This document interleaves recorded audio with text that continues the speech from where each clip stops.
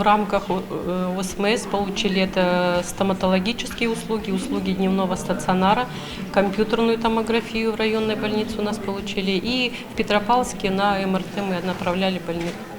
В количестве, процентов 20, наверное, я число не скажу, а 20% уже получили, уже пользуются этими услугами и очень довольны.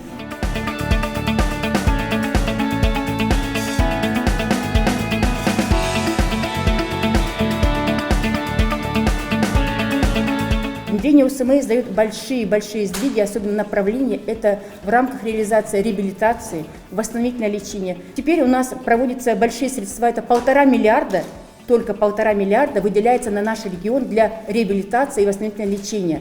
На реабилитацию в этом году мы заключили договора, фонд медицинского страхования, филиал фонда ОСМС заключил с 22 медицинскими организациями. Больной поступает в неврологическое отделение с инсультом. Мы его раньше лечили, максимум 2 недели, и этого больного мы отправляли домой. Больной практически был не готов дома быть. Он тяжелый. Это обуза большая для родственников, для семьи. Сегодня, благодаря работе в системе ОСМС, мы этого больного здесь у себя переводим в другое отделение реабилитации. Такого в селе никогда не было.